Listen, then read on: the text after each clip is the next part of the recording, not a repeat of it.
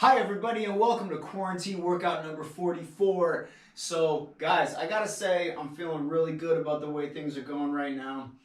My feeling is that if we all keep on acting responsibly, social distancing, wearing masks, face coverings when we go out, and just being a little bit conservative in the way that we go about resuming our normal day-to-day, I feel like in the next week or 2 or 3, we're going to be to a point where we're able to get back to some kind of new normal. So you guys make sure mentally stay tough. This is like the third 50 of a 200 right now.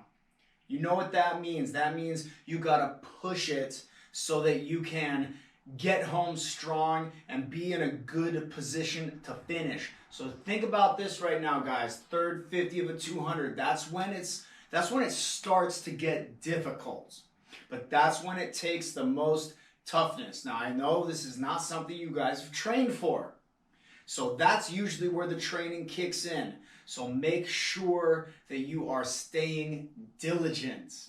Wear the coverings, social distance. Don't think that you can just go back about business as usual, because that's exactly how we end up taking 1 step forward and 2 steps backwards, and that's not what we're trying to do here. So guys, we're getting there. Keep on doing what you're supposed to be doing. Keep on getting your remote workouts in, and we're going to come back from this strong. We're going to come back from this wiser than we were before. I guarantee that. So let's start with general warm-up, because some things never change. Thumbs down, forward, up, etc. You know the drill. From there, 10 and 10, basic 10 and 10. That means walking it out.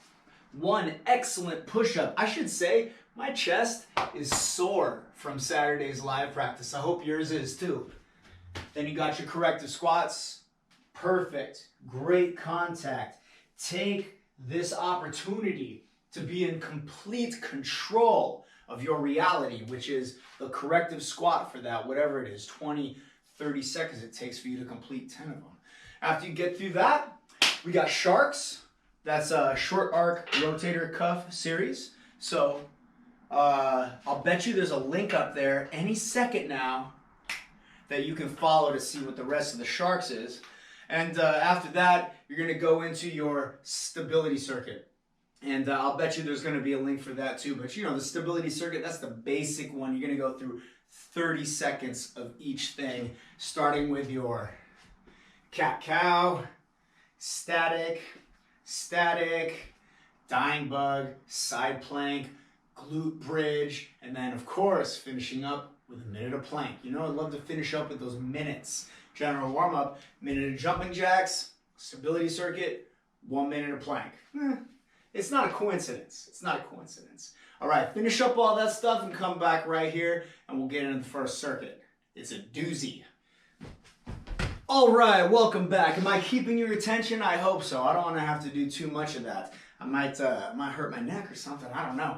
Anyways, so here we go into circuit number 1. Circuit number 1, we're going to go through 10 times. There is a reason for the build-up. This circuit is going to comprise the bulk of your training right now. So the first thing we're going to do is a sprawl jump. Now, a sprawl jump is it's like an up-down, but the sprawl is a little bit different. So when you do an up-down, you jump back to a plank, then you jump in, and you jump up, right? So a sprawl is a little bit different. A sprawl is a wrestling move.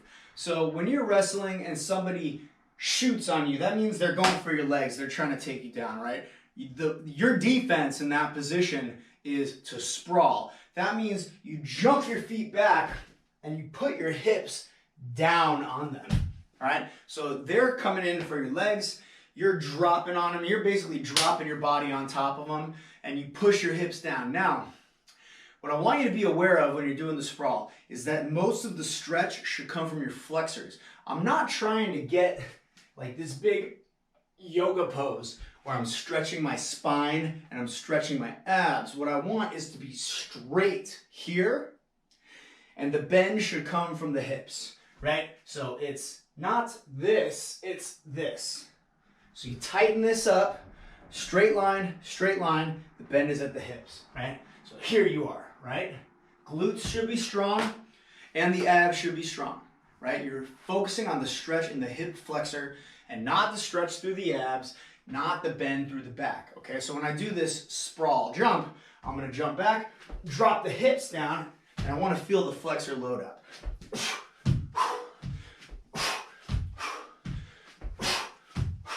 And when the hips drop, you should be squeezing the glutes, right? Because if you're trying to press your hips forward, the glutes need to squeeze. So strong abs, strong glutes. It's like the way you finish a kettlebell swing, spoiler alert, but you are going to overextend. See, if you're doing a kettlebell swing, you want to come to here. You don't want to overextend, right? A lot of people let go of the abs and bend the back. But when you're sprawling, you want to drive your hips down to the ground.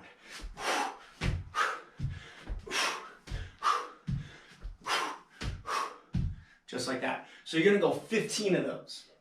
Once you finish your 15 sprawl jumps, then you're gonna grab that kettlebell and you're gonna go into kettlebell swings times 10. Now, the swing, you're bending this way,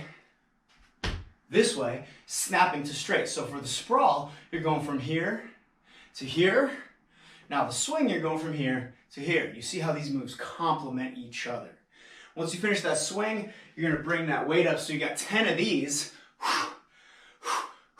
Then the weight's up, overhead press. 5 times, but be aggressive.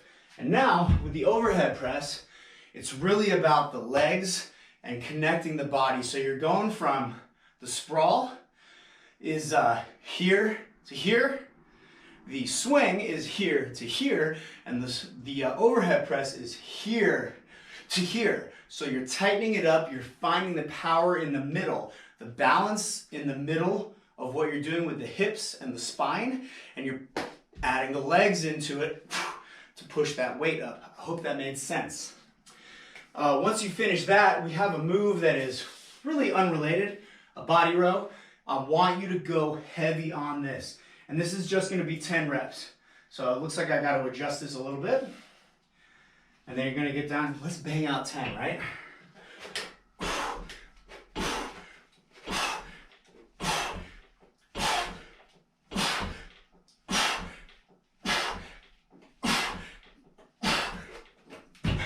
So you got 10, we're going 10 rounds. That means got 100 of those at the end. So you should be feeling pretty strong by the end of this. Okay, so like I said, that last circuit, circuit number 1, that's gonna be the bulk of the training. So now we have circuit number 2. We're gonna go through this 5 rounds, but it's gonna be pretty quick. We're gonna work a little bit more explosiveness, a little bit more quickness, because I know you're gonna be feeling 10 rounds of that last circuit. So the first thing we got is a kneeling jump into a high tuck jump, and you go through this 5 times, right? So each move needs to be explosive and focused, right? It's not trying to get through 5 as quickly as possible. It's going 1 at a time for a total of 5 as explosively as possible. So you're gonna pop up and then jump up into that high tuck jump. So be quick and try to keep, so right now I'm on my knees, right? When I jump up, I'm gonna be on my feet. I'm gonna be on my feet until I leave the ground for that high tuck jump. So I want my goal here to be keeping my feet on the ground for as short amount of time as possible. So when I get into this high tuck jump, I'm gonna be, and then I'm gonna reset. Make each one a seriously explosive event, okay? 5 of those.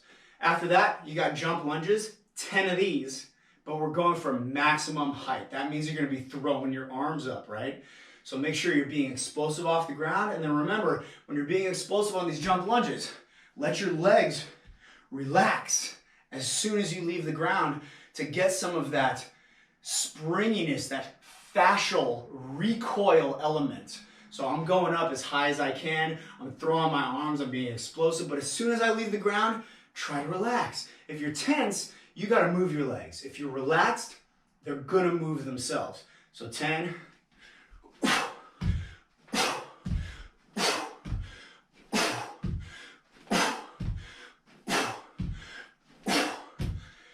Got a little bit better as I went there. The first 3 were kind of rough. You want to not be going so much side to side. But the first set is always kind of a learning experience. So from there, you're going to go fast feet on the kettlebell. If you got a med ball, whatever it is, I mean, honestly, you could use anything. There's a bolt right there. I could use that. But when I'm using that kettlebell, I want to make sure that I'm tapping the top. So it's actually a slightly more complex move where I'm coming up, tapping the top, and then pulling the foot off. All right, so it's a little bit more complicated than just kicking the foot out and back. You want to tap, tap, tap. Makes you focus on being a little bit more precise. Once you finish that, you got to wall sit. 30-second wall sit. Get yourself comfortable, structural, 90, 90, 90. Hang out, shoulders against the wall.